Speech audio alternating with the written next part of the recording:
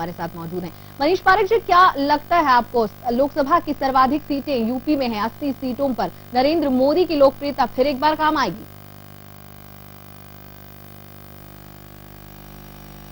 जी बिल्कुल माधुरी, मुझे लगता है कि पूरे देश में जो मोदी जी साहब की लहर चल रही है उसके तहत ये देखने में आया कि मोदी साहब के मिशन को, मोदी साहब के विजन को लोगों ने अडॉप्ट किया है, एक्सेप्ट किया है।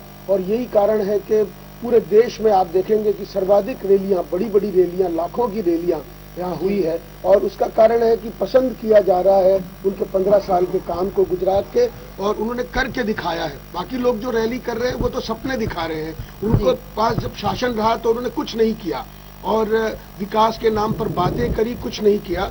लेकिन भारतीय जनता पार्टी के जो हमारे नेता हैं माननीय नरेंद्र मोदी जी, उन्होंने काम करके दिखाया 15 साल में। तो देखे परखे हैं, जाने पहचाने हैं, इसलिए उनके प्रति जो समर्थन उमड़ रहा है वो देश में सर्वाधिक है। कश्मीर से कन्याकुमारी तक इतनी रैलियां हुई है जितनी की इतिहास में आज तक नहीं हुई, इतनी भीड़ नहीं आई जितनी की अभी आई है। जी, लेकिन गिरिराज जी हमारे साथ हैं, कांग्रेस नेता। गिरिराज जी, आपको नहीं लगता जिस तरह की बात नरेंद्र मोदी ने आज भी की, हर बार वो अपने तीखे और तल्ख अंदाज में नजर आते हैं, लेकिन आज उन्होंने सबको आड़े हाथों लिया। उन्होंने कहा कि सबका विनाश होगा मेरे आने के बाद, यानी बीजेपी के आने के बाद सबका विनाश होगा। स मतलब सपा, ब मतलब बसपा और का मतलब कांग्रेस, सीधा सीधा निशाना साधा। क्या लगता है आपको, यूपी में जादू चला पाएंगे नरेंद्र मोदी?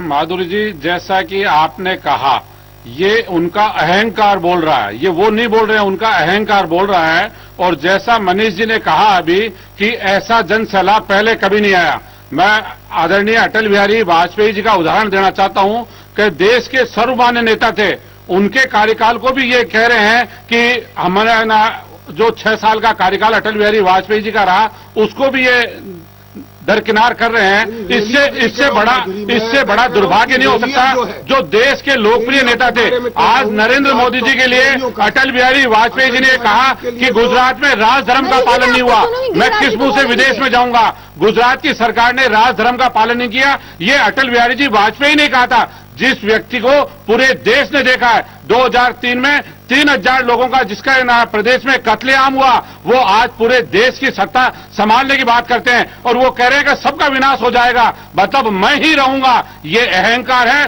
जनता इसको देख रही है। ये सपने मुंगेरी लाल के हैं जो कभी पूरे नहीं होंगे। ये देश विभिन्न भाषाओं का, विभिन्न लोगों का बना हुआ है, इसमें सांप्रदायिक सौहार्द के तहत ही देश चल सकता है। एक पार्टी, एक विचारधारा और सांप्रदायिकता को साथ लेके इस देश में नहीं चला जा सकता। नरेंद्र मोदी जी पंजाब में जाते हैं, पगड़ी तो पहनते हैं, लेकिन गुजरात में जब मुसलमान ये कहते हैं कि आप टोपी पहन लो तो उसके ऊपर वो नफरत करते हैं। इस देश को कैसे चलाएंगे, कैसे सांप्रदायिकता की बात करते हैं वो, और कैसे सब धर्मों का वो पालन करके चलेंगे? ये संभव नहीं है। ये उनके सपने हैं जो कुछ ही समय बाद में सामने आ जाएंगे।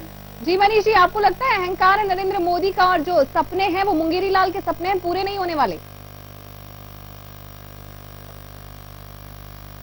जी नहीं माधुरी जी, मैं आपको बता रहा हूं कि 4 राज्यों के चुनाव में जो पटखनी कांग्रेस पार्टी को मिली है उसके बाद इनकी दशा ऐसी है कि ऐसे ही बोलते हैं। लेकिन आपने ये देखा है कि उन्होंने स फॉर समाजवादी पार्टी, ब फॉर बसपा और का फॉर कांग्रेस कहा है। इसमें सबका मतलब ये जो नाउन प्रोनाउन का डिफरेंशिएशन नहीं कर पा रहे हैं, आज ये हालत तो इनकी हो गई है। तो मुझे तो इस बात पर तरस आ रहा है। लेकिन ये जो आपने देखा है कि 10 साल तक सत्ता रही, करा क्या?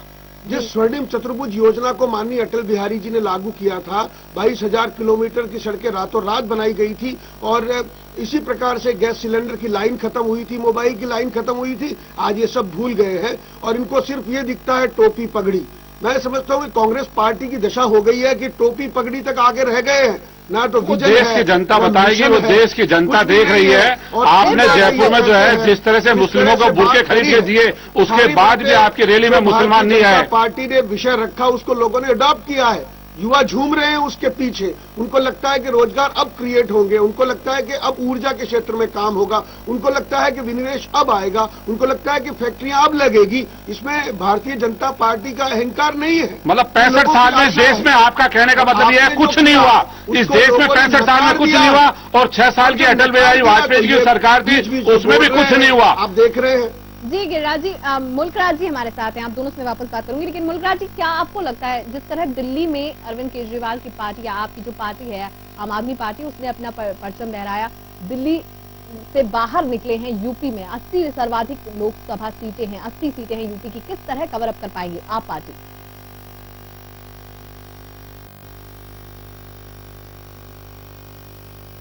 जी जी, पहली बात तो मैं मनीष जी, जैसे आज मोदी जी ने लखनऊ में भाषण में बोला कि सबका नाश हो जाएगा, सपा बसपा और कांग्रेस, इसमें आम आदमी पार्टी कहीं नहीं आती। उनको पता है कि आम आदमी पार्टी केवल ऐसी पार्टी है जो बीजेपी का सत्यानाश करने वाली है।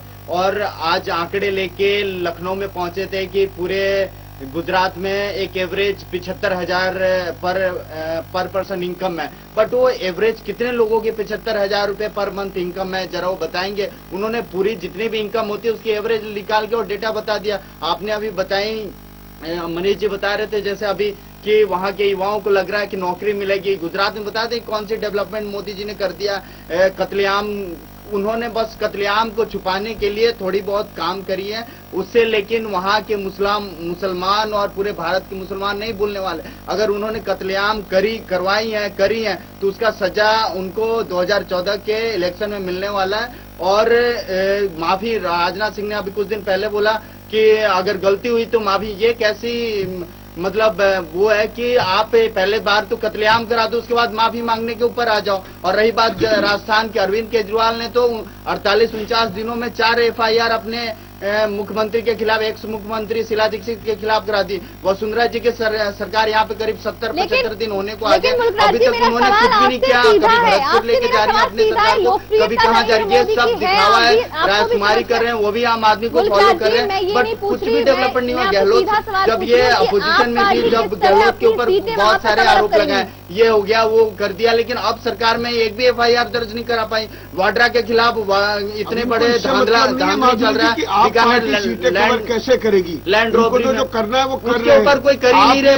बस ये बीजेपी कांग्रेस जैसे यहाँ चैनल पे बोल देते हैं बीजेपी कांग्रेस अलग अलग है, लेकिन पर्दे के पीछे दोनों एक ही सिक्के के दो पहलू। कभी 5 साल तुम आ जाना, कभी 5 साल मैं आ जाऊंगा। ये इनकी गणित चल रही है, ये इनका गेम चल रहा है, ये पब्लिक को बेवकूफ बना रहे हैं। इसके अलावा ये कुछ भी नहीं कर रहे हैं। अब दिल्ली में अगर हमें जनलोकपाल इन्होंने पास नहीं करने दिया, मेरे पास समय की कमी है, मुझे माफ कीजिएगा, मुझे चर्चा यहाँ पर समाप्त करनी पड़ेगी। यूपी के समर में आज 3 लोग पूरे ये कहें कि 80 सीटें लोकसभा की सर्वाधिक सीटें हैं, और किस तरह कवर अप होगी या कौन किसको इसका फायदा मिलेगा, जनता किस पर भरोसा करेगी, ये तो आने वाले